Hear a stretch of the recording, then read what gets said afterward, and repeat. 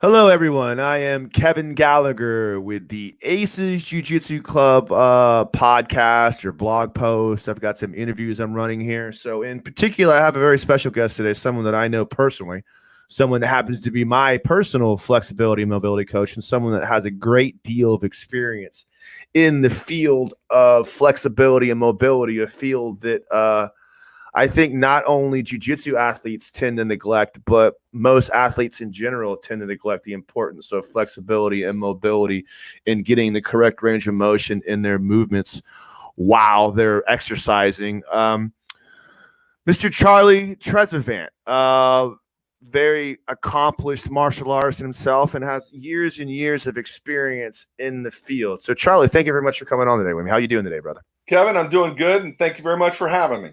Yeah, it's nice to see you, even though I'm seeing you virtually. I never get to see your face anymore. We spend a lot of time seeing each other face to face. I miss our little lunch breaks, but we can kind of get through this way. So first of all, let's kind of get down to the nitty gritty of it. Let's tell me a little bit about yourself. Tell me a little bit about your background in martial arts and how you got exposed to mobility and flexibility through that. I started martial arts when I was about 7 years old.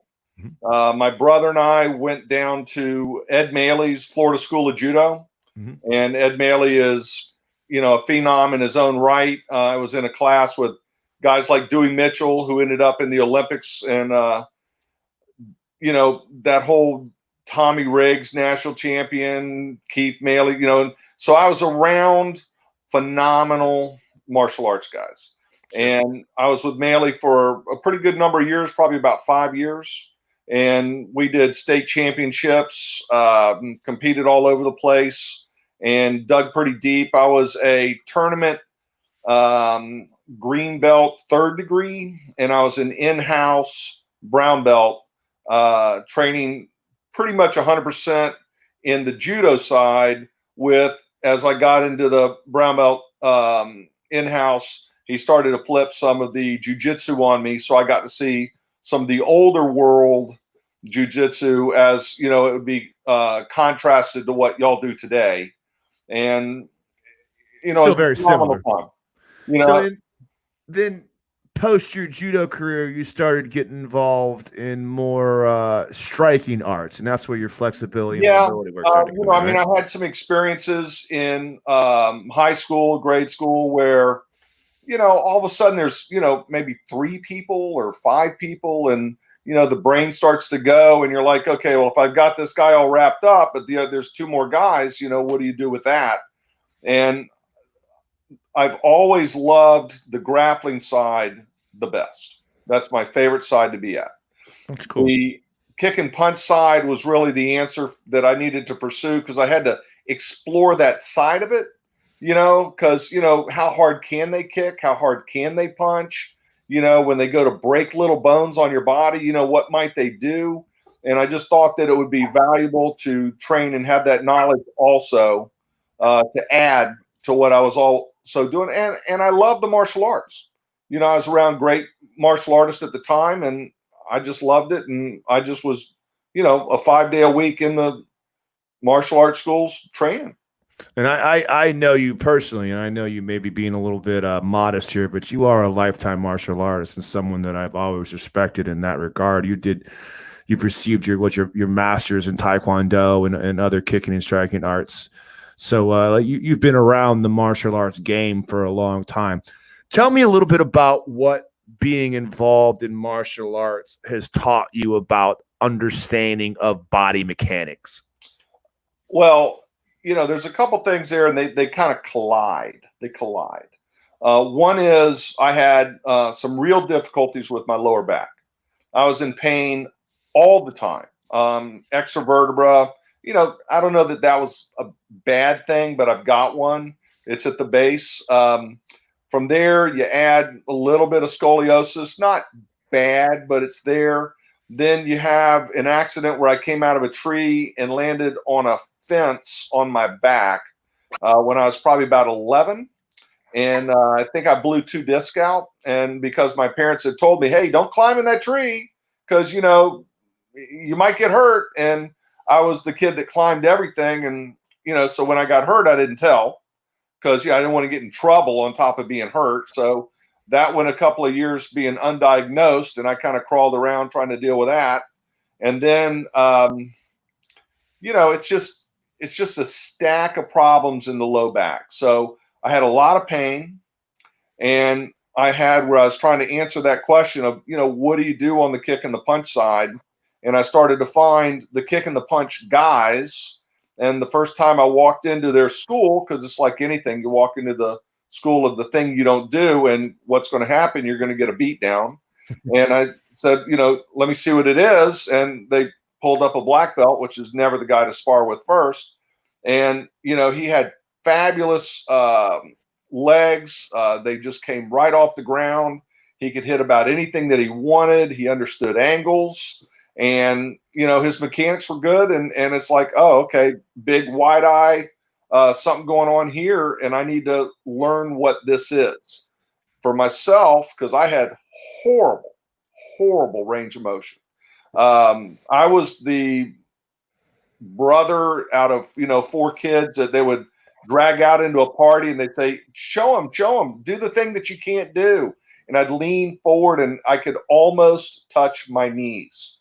I mean, it was absolutely horrible. So all the pain in the back, no range of motion in the legs. And here I go into something where it's like, I think I want to learn how to kick, but my legs don't work. And the guy goes, well, you're just going to have to, figure that out. You're going to have to stretch or something. And I'm like, well, what do you know about that? And the answer was nothing. Nobody knew anything about flexibility work. So, it's like, well, how do you get flexible? And they're like, well, we just kind of lean over. And from there, I started to work, I'd say at about 17, 19, at decoding what I would consider the mess of flexibility techniques, and try to figure out how they fit together like a jigsaw puzzle to give you that nice picture when you're done. That's what you're trying to achieve for yourself personally, and there's a lot of work in that. So it's interesting too, because this is something that, grapplers in general don't really think much about. When you're in the grappling arts, flexibility and mobility is, or the additional mobility and flexibility is recommended, but it's not necessarily a necessity. Like, you can get through grappling without having the mobility. In striking and kicking in particular, in Taekwondo, it's a necessity, because if you can't get your leg up, you don't have the range of motion, you're not going to be able to achieve it. Let's go to one of my favorite moments ever. And I'm saying this being favorite moments ever from a teacher point. Right. And that is, as you know, I will sit and watch the best of what's available in our area on, the day where you guys go at it on like a Thursday. Right. And I will sit there and study the mechanics, and I'm seeing what works for you. I'm seeing what doesn't work for you. I'm seeing where somebody might throw after something 2 or 3 times, trying to get it where the leg will come around like they want. I'm seeing people hold the leg with an arm because they can't get it to do what they want it to do on its own. And then take that, and I'm up at the ADCC, and Dan Martinez, phenomenal, jiu-jitsu guy. And he goes, well, it's the sport of 4 arms. And when he said that, it hit me like just a Mack truck. And I'm thinking to myself, the sport of 4 arms, because there's a contrast between that reality and what I see a lot of other people do when they try to do jiu-jitsu. And I think that there's some sort of a disconnect between what the body is available to help you achieve and what a person will accept with regards to their own personal limits and abilities when they're doing the thing that they love. If it's a sport of 4 arms, and you look at the guys that really can get it done, and those legs will come around and they'll move them inside of spaces, and they'll do stuff that just, doesn't even make sense. You got to look at it on slow motion to even figure it out. And then you look at the other guys that aren't doing as well. They may have their game, but if something is outside of their game, they're done. Whereas the person that has the bigger range of motion and choices, especially if they've developed it right, strength, control, dexterity, all those pieces to the puzzle, that person can be pretty dangerous because anything their mind can put together, their body can follow that. And let's that's talk a little bit about that term, because that's something that I find intriguing and something that I've learned just from working with you, that idea of the sport of forearms. And we start to talk in particular about the similarities between the shoulder joints and the hip joints. And most people don't realize that the hip joint and the shoulder joint are basically the same exact joint. They're both ball and socket joints. It's very close. And what I will tell you is, one of the things that I will share with your audience is to understand range of motion. What you really want to do is go look at the potential at the skeleton and say, okay, what are these bones supposed to be able to do? What are these joints supposed to be able to do? And at the same time, where am I relative to that potential?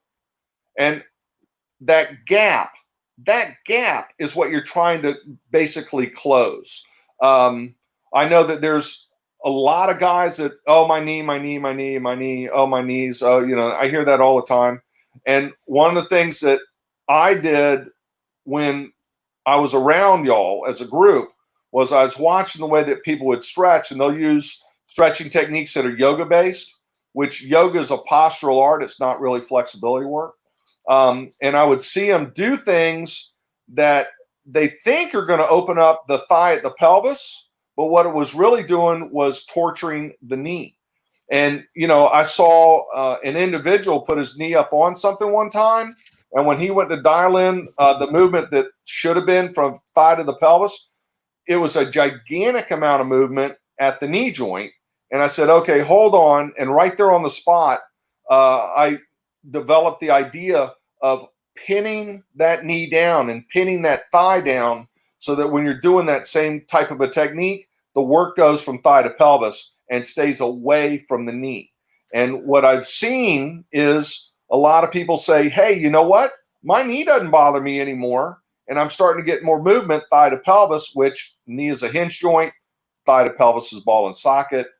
Put the reasoning into it. One is supposed to be able to move around a lot, and the other's just supposed to bend. So, it's important to let them do the job that they're designed to do. And that's important just for the viewers at home. I may have been that student he was speaking of. So I'll take credit for your moment of genius there. But here, and I'm going to tell you something. I have, as you know, with working with you and Matt and Dan and the crew, that's your level. I have a lot of respect for you, Kevin. And I know what you've achieved in the past, and I've been right there and seen you go to war. Right. And, when I see your mechanics today versus what they were back in the day, it's a night and day scenario. Oh, I agree with you. I look at tapes and videos of myself, pre-Charlie versus where I am now. And not only do I feel better, right, which is the biggest thing, that's what we're going to get to too, but my ability to do, I'm doing things on the mat that I never thought were possible. Right. Because I just negated them as not being that guy, not having the range of motion and the flexibility. Well, yeah. And I'm going to tell you, when I think of it, there's lots of ways, and, I like to cross compare and stuff like that. I mean, if you love music, then if you don't have the stereo with the speakers, get the really, really good headphones. Get the thing that lets you really get to it. When I watch people work on their jujitsu and they're not improving on their range of motion, you cannot use what you cannot move.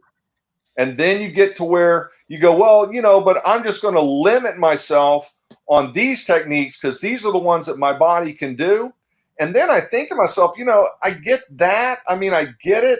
But at the same time, the list that you can't get to might actually be the thing that's your better choice. It might be the thing that you're better at. And you're going to decide to not improve a part of your game because, oh, it's just not something that I do. And I look at these people and I go, okay, look, you'll talk to me about diet, and everybody's crazy with their, juices and their blended up stuff and their prep meals, and I applaud that. I'm all for it. They'll talk to me about some strength training. I'm all for it. They'll talk to me about doing what I'll just describe as out of the box, not, plate weight type stuff, but strength training that makes you use your body in little tiny ways, and you get to strengthen little spaces that come to bear as being a tool for you, because you can now use that to make something happen. And before, you didn't have that control, you didn't have the strength of the space.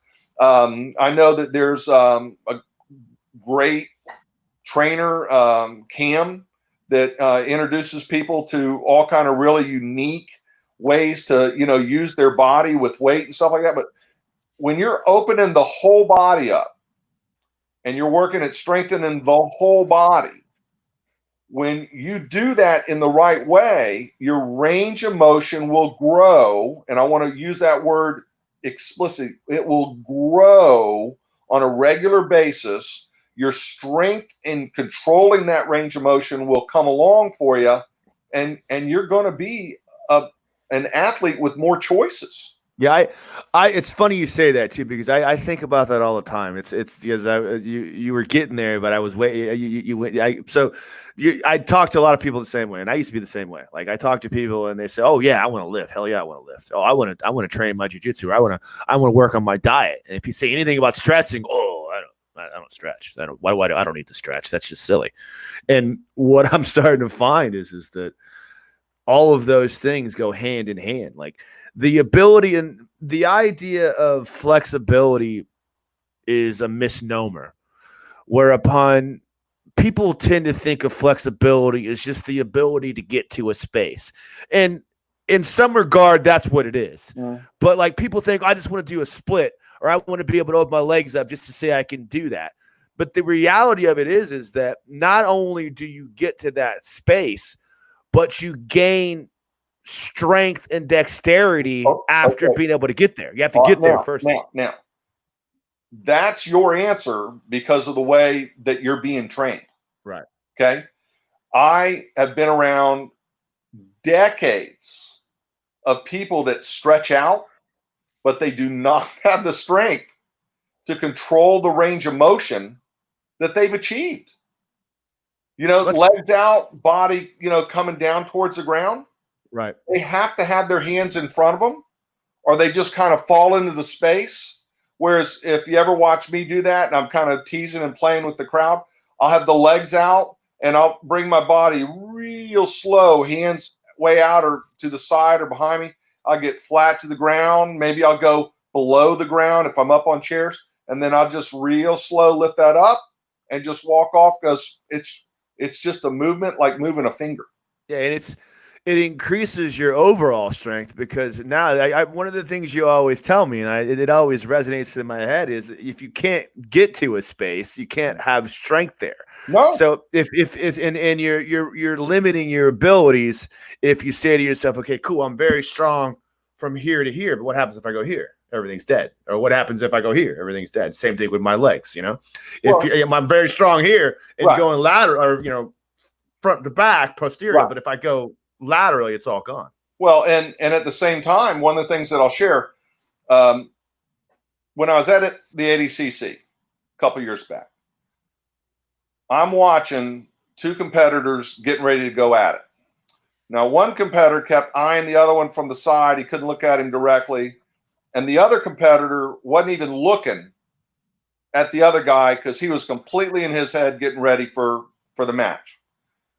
They locked up like Tarzan and the biggest, beast in the jungle, and they're going at it. And at some point, the one who I'll refer to as Tarzan was in trouble, because I think that the one guy had him in what's they call shoulder pressure. And when I'm looking at this, I'm thinking, that can't be good. That's just not good, because the guy that's got him is just gigantic. He's just a gigantic person. And what I'm looking at in the other person's game in that moment was total focus. He wasn't freaked out. He was focused on the position that he was in, and he was focused on in his mind what he felt he would need to do to get out of that position. And I could see him calculating the movements that would have to lay in place for him to get from where he was to out of that. Now, from what I understand, and I have a lot of people talking about shoulder pressure when I'm down at the school, usually that can be something that could basically finish a person. Yeah. And I'm looking at the guy that's in that spot, and he had the range of motion to survive it, and then he had the range of motion to escape it. And then, as I remember it, he basically took that other guy to school and polished him off and got the win. But again, that may or may not be someone in this general conversation. It may or may not be. But at the same time, you know, what I was watching was he had the mechanics to where when he was put in that position, it wasn't something that would torture him at the level it might if he didn't have the range of motion to be able to be there comfortably. And I think that was a pretty big deal, you know, to basically see the work and to see the focus and the level of that competitor at that time. It was a very special moment for me. Yeah, I always think about, you know, as I've trained with you throughout the years, and it takes a while. Like the biggest problem with range of motion is that it's not something you're going to achieve in a week, in a month, or even a year. It takes dedication over the long haul. You can't see it. Right. You know, it's not like, oh, look at me, I'm all buff, and you can't see it, you know, and it's something that's inside, you know, and it's one of those things that because of it being a very slow, gradual thing, it's for some people, it's just torture as what they're wanting right now. They don't get it right now. They can't buy it and have it. They can't put a needle in their arm. You know, it's not one of those kind of things where you can just beef up on the carbs and in 60 days it's different. But at the same time, I'm gonna say this. Let me cover two things right here. One of the things that I have people talk to me about all the time is like, well, you know, do you really think that I could get flexible? And they wonder about, you know, could I get a bigger range of motion? And I'm like, well, tell me what's in your head. They're like, well, you know, I stretched in school. I stretched on the football team. I stretched with the wrestlers. I stretched with. I said, oh, okay. I said, but the stretching that you did, was it successful with regards to your goal? They're like, well, no, because I mean, I'm just one of those people that's never been able to stretch out, and they get into this hole in their head where it's like I'm the person that can't do it, or it's never worked for me. And I always tell them this. I go, look. When you were born, when you were a little kid, you're born, boom, mommy, boom, boom, you're born, boom. They measure you're 20 and some inches, right? That's standard. Then you grow to 60, 70 some inches, unless you're taller than that, right? Giant people, right? But let's say you're 6 foot something, so you're 70 something inches. All right. 20 something to 70 something is a 300% gain. 3 times your origin when you were a little kid. Your body changing over everything in it every couple months for some stuff, every couple years, 7 years, whatever the number is. It doesn't matter. But if you went 300%, Kevin, that means that it's the same as if like you and I were born right now and we're 6 feet tall, we'd be 18 feet tall. Now, we've already done that one time. We went 300%. So today to replicate it, we'd be 18 feet tall. Think of the stretching, the range of motion that your body would have to gain so that everything didn't rip off the bone to be 18 feet tall. Now, when we were little, we never noticed it unless you grew too fast. When people stretch, most people, they actually believe that they have to hurt themselves and be in pain when they stretch or they're not getting anything done.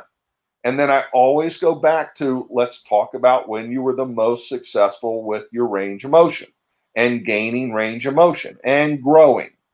what did you feel? They were like, well, unless I had a growth spurt, I didn't really feel anything at all. But it was happening all the time. You're growing at night, you're growing during the day, you're growing. So, the growth spurt. So when you go too quickly, it hurts. When you get too aggressive, it hurts. When you're softly pushing on that fabric on a regular basis, it's a smooth ride and it's comfortable. But it takes time. It takes time. But what you're trying to do is just be patient and know that it's working. And one of the things that I've always done as a trainer, as a coach, as a helper, is point out to people the little gains that they're making along the way and ask them, were you able to do this a month ago? Were you able to do this 2 months ago? When I see some guys today and their legs go out and they're able to keep that back nice and flat and come right on down towards the ground, or months ago, they might have been maybe 1.5 foot off of a split. And then, oh, golly gee, they're maybe like that close to a split. And then I look at the upper body and the torso movement on them and the hips and the rest of it and what I'll call a roll through. And you look at the kind of things that go on, and we go after all of it in the same way as when you were little, all of your body grew. It's not like some of it grew and you left other stuff alone. All of it grew, all of it stretched. And in a way, there's a harmony that you have to chase. It's a harmony. Your whole body works as one system.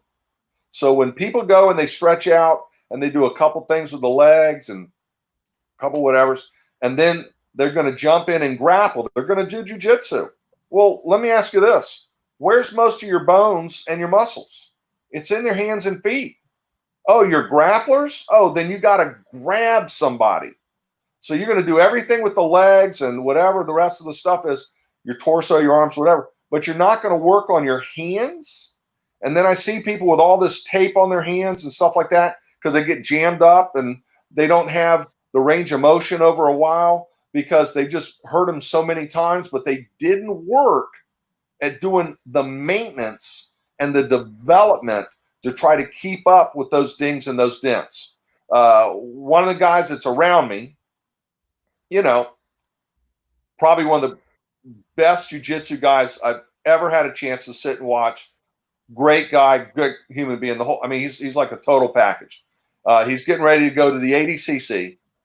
He is ready to go. He is smoking ready to go, and he hurts a finger. And that kept him out of that year's championships. And, we go after the hand all the time. His hand's healed up great. I think the first time that window's there, I expect that he may make the journey and show right up at the 80cc ready to go. But if he had heard it and then didn't know how to, check through the mechanics and what did it feel like before I heard it for a point of reference, he wouldn't be on the same journey he is now. And it's a non-issue for him right now. But what part of your body's going to have the injury? What part of your body's going to need to move? Are you doing the stuff that's working to set you in a position to capitalize on the opportunity? Yeah, I remember that specifically, and it's a shame to see things like that happen. And while we're on the topic of injuries, let's talk a little bit more about how an understanding of keeping the joints working in the manner that they're designed to perform in eliminates injury from joints that aren't designed to move in that way. And I'll take an example. We talked a little bit about the knees and ankles. Like the knees and ankles are hinge joints where they move forward and backwards. And then we have the shoulder, which is going to be,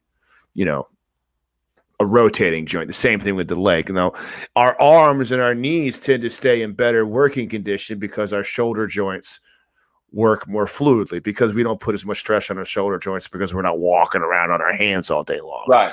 Spinning all day, walking around on your hips puts more power. Your hips aren't accustomed to moving out into those wider range of motions, which in turn now cause, your knees to work in manners in which they're not designed to work because your hips aren't accommodating the right manner. Let me make a point here. Yeah. One of the things that I'm really big on is getting it where the knee will have the ability to close all the way. Another thing that I really want you guys to work on is the ability for the foot to flatten out off of the shin. And, another one of the moments, I'll just say moments, that for me was very special to witness was one of the greats. He's a great one, Rob Kahn.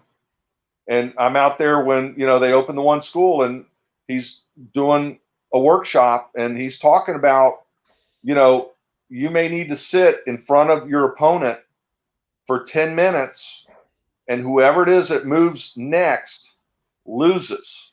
And I think that he was talking about a conversation that he had with the senior Gracie. Hoist, yeah, he trained at Hoist Gracie. Yes, and I think that he had heard, if I have that story right, if I don't, I apologize, but I believe that I do. But he was talking about one of his great opportunities of learning, and he was explaining to the students about being able to sit in that pocket and just wait it out until the guy makes a mistake, and then you hammer him. And in my mind, I'm thinking, well, these guys might need to be able to sit there for 10 minutes. And then I watch people work at their, get ready for jiu-jitsu stuff. And if the knee doesn't bend and the foot doesn't flatten out, and then I watch you try to figure out how to sit there for, a couple of minutes while that opportunity might open up. But then when it finally does, you might have hammered that space by stretching it too much while you're waiting instead of it just being in a position which is comfortable. And then next thing you know, the guy moves and you hammer him. Yeah. And then the idea of your hips working in the manner they're designed to work on and increasing that flexibility and mobility in your hips and making your hips strong in the right manners, it allows now your knees to not take the burden of movement away. So you're not tweaking your knees from side to side. They're just moving in the manner to design because now your hips are turning in accordance to your knee line. It's something that I've learned just from working with him. Yeah. The minute that thigh stops moving at the pelvis, they got a shot at putting leverage at the knee. Let's talk a little bit about your other background and flexibility, because as much as I'd like to say that I found you, in the wilderness and brought you into the gym, you've been doing this at a very high level for quite some time. You've worked. I'm in my 43rd year. Yeah. So you speak of this from a level of understanding that I don't see too many people have that much experience in anything, let alone something that's extremely beneficial to the athletic realm. Tell me a little bit about how the differences between professional baseball players. I know you worked with Wade Boggs of the Yankees. You've worked with a bunch of professional football players. You've worked with Olympic wrestlers. You've worked with the mere. I've seen your resume and it speaks for itself. It's amazing the amount of talent that you've worked with over the years. You work with ballerinas. Tell me a little bit about how specific sports require specific movement. And one thing I've noticed about you is, again, there's a generalized idea of how to get the mobility down, but you're very good at finding specific areas of mobility that are sport specific. Tell me about some of the ways you come up with that. Well, one of the things I find that's very important is you don't want to waste time. If I trained a jiu-jitsu guy like a baseball player, then I'm not helping him be a better jiu-jitsu guy. If I'm training a taekwondo guy, like a yoga person, then no. So basically what you do is you have to sit back and say, all right, let me sit here for a second. Let me close my eyes and I'm going to meditate on the question. If I had the range of motion that I would want to have with the strength to go with it and the control, what would I look like as a physical competitor, as a physical weapon? And I'm putting those two things together because I think it's important to keep them together. Because competing and being a weapon they're kind of hand in hand, but they're separate. So then you have where you look at the event of jiu-jitsu and you say, okay, what does the person need to be able to capitalize on the lessons coming to them from their instructors so that they can sit back and say, okay, let me put that together and let me try to figure that out. And is that going to fit in the way that my game is coming together for the way that my brain thinks and my approach to competition? But at the same time, when it's a baseball player, it's not just a baseball player. The catcher needs something different than the outfielder. The outfielder and the catcher need something different than, say, the pitcher. And then, the infield guys, they have different kind of things that they physically do with their body. If you ever watch a pitcher and he's taking that arm back, you would be in shock if you really study how far back that arm goes back and the movement that they have right here at the shoulders. That whole arm is coming forward like a catapult whipping the ball. But, he doesn't necessarily need to reach up like an outfielder does, and he doesn't need to squat down necessarily like the catcher does. So when I worked with Terry McGriff, that's Cam's dad, and I was introduced to him through Wade Boggs and that whole pocket of people, and Fred McGriff and that whole pocket of people. And I was watching him trying to squat down, and he couldn't squat down with his feet flat. And I'm like, you're a catcher, right? He's like, yeah. So, well, then don't you want your ankles to move? So he's like, oh, yeah. He goes, but I normally just dig a hole behind home plate, and that's kind of what I do. I said, well, if we could get it to where you could squat without, you having to dig a hole, would that be better for you? He's like, oh, yeah, I want that. So, then we would make sure that he would get what that was. When I worked with first baseman, Orestes Estrada, Tampa Bay Devil Rays, I think he was the first baseman there. Phenomenal, super great guy. And he reached up with his arm and he kind of leaned the shoulders. I said, Orestes, if we can get a couple extra inches on that glove going up, that would be good, right? He's like, yeah. So then, you look at the way the bones could line up to get the glove a little bit higher if he had the range of motion to get it. And then he went after it. I think he did a much better job of that. But, people that twist when they swing the bat, but, are they getting all they want from leg to pelvis? Or are they making up in the back for what they don't get leg to pelvis? The guy that makes up for it in the back might be torturing his back. So You try to get out of the spaces what you can get out of the space to properly capitalize on the movement from that space so that you stack one on top of the other and you put together the whole movement for whatever it is that you're trying to do. The kickers, the Taekwondo guys and all that.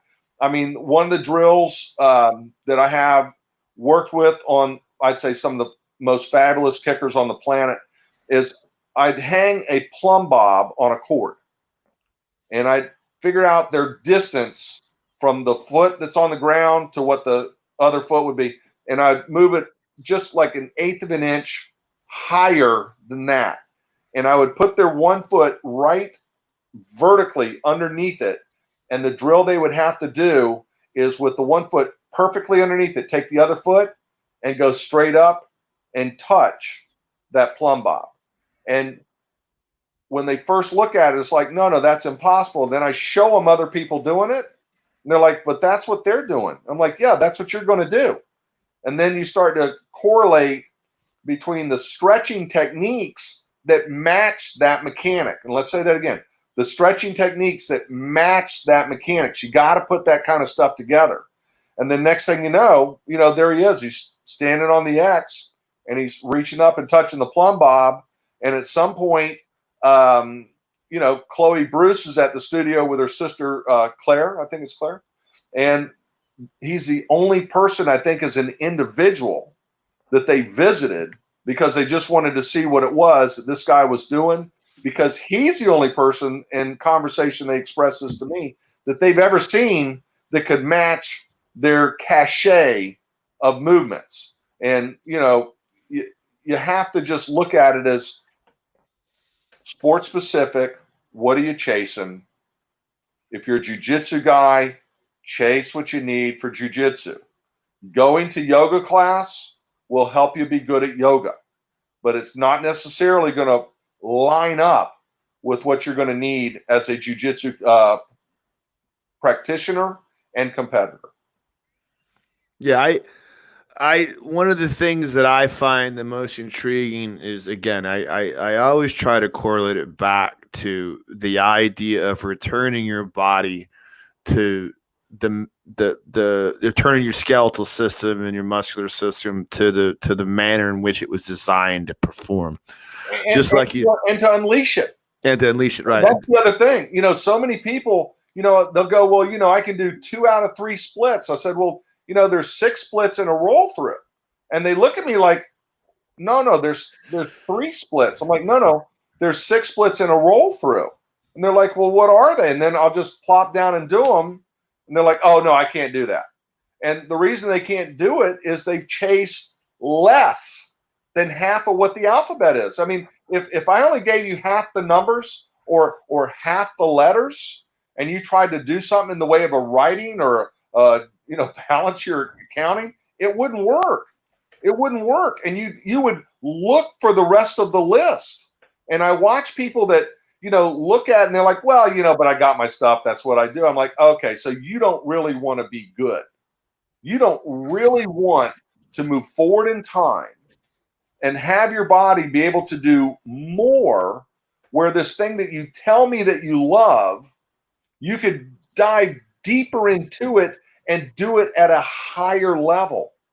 The guys that I'm around that work on it on a regular basis, and I see them get better on a regular basis, and they get better as a jiu-jitsu competitor, and they do stuff that they didn't used to be able to do. I got to tell you something. That makes me as happy as I can be on the planet as a person helping people and putting them in a position to capitalize on something that is all about something they love. Yeah, I spend quite a deal of time, not much anymore because of all the COVID nonsense, but I have in the past, over the last 3 years, spent quite a bit of time around you. And every time I am around you from someone that I believe I have somewhat of a mastery of jiu-jitsu, it's always impressive to me to find other people that have a mastery of something else. And I think your understanding of body mechanics is at a level that most people only dream of having a mastery of any topic. And it's really impressive to be able to see the way you almost secondhandly, with zero effort, am able to correct difficulties and recognize movements and body mechanics. Cool. So one last question before we get going here. I just want to get your overall impressions on why, even if you're not planning on being the next jiu-jitsu world champion, why working on your mobility and your flexibility is quite possibly one of the greatest things you can do for your overall health and ability to survive.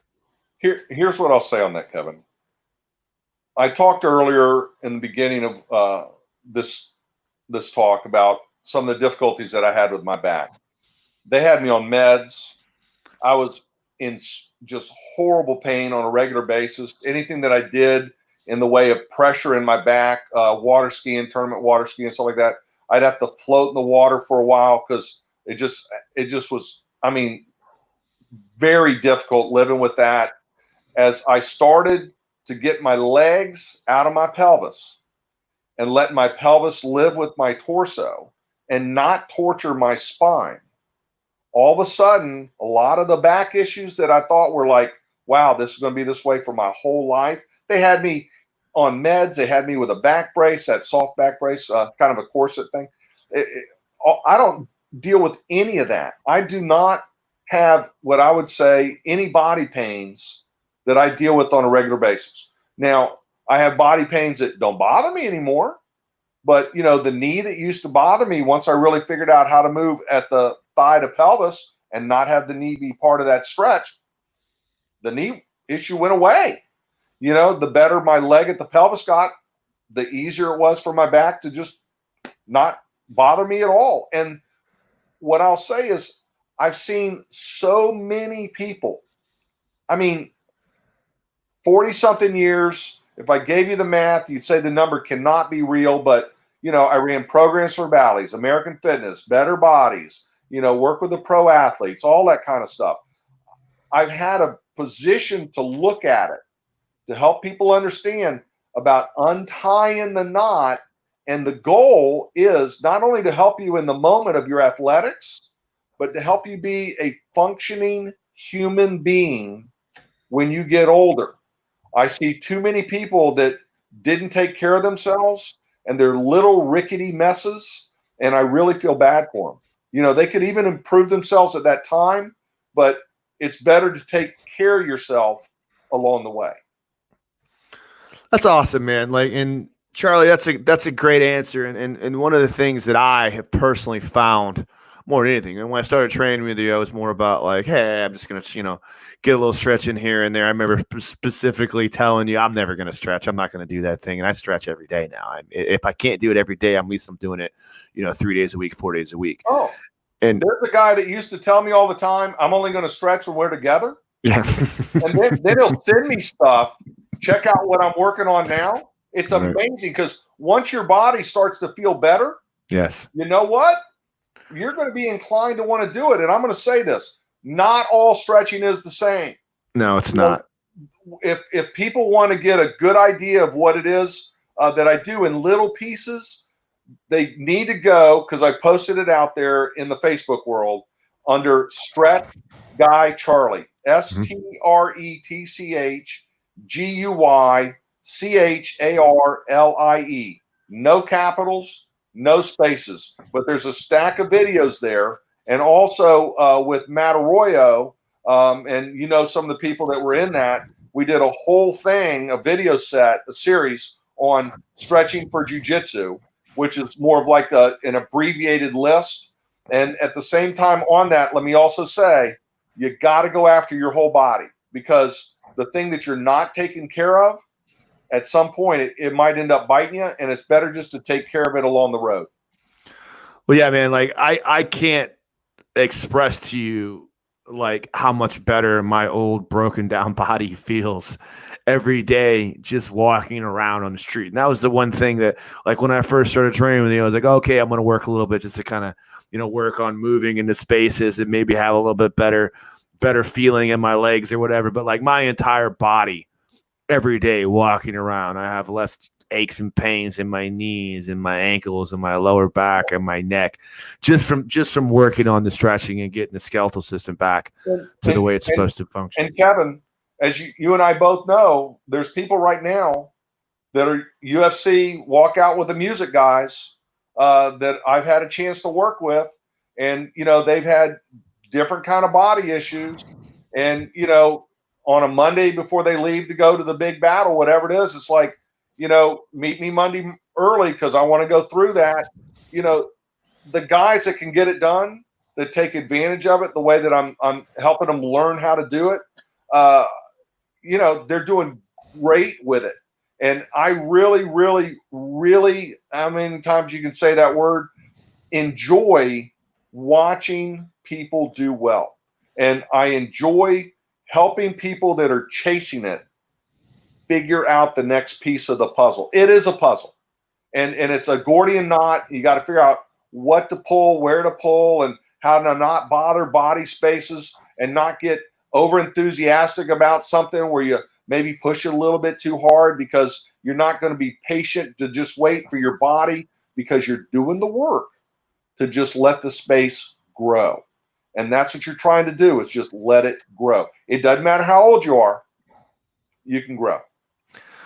Well, Charlie, man, thank you so much for your time. Again, if you want to check Charlie out, go to Stretch Guy Charlie on Facebook. Check out Matt Arroyo's many DVDs for stretching and for BJJ. Those are our Charlie Trezevant, and from someone that has had firsthand experience to train with Charlie over an extended period of time. Like has been around the fight game for a long time and talked to many trainers that are supposed to be mobility coaches. I've never, ever seen anyone that has the understanding of athletic mobility and flexibility in the manner that my good friend, Mr. Charlie Trezevant has. And it's been it's been a huge pleasure for me to talk to you today, man. Thank you for giving me your time.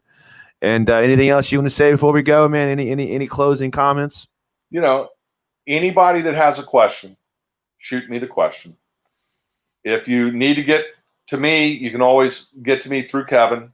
Mr. Gallagher's, really good at helping people that are trying to get it done, connect and get information. And, if I can help you, let me know how to help you. Awesome, man. Well, I think we're going to call it a show. Charlie, thank you so much. And I am Kevin Gallagher with the Aces Jiu-Jitsu podcast interview hour. Thank you so much for tuning in, and we look forward to talking to you again. Charlie, thanks for your time, man. Kevin, thanks for having me. It's a real honor to be able to share with you. All right, guys, take it easy.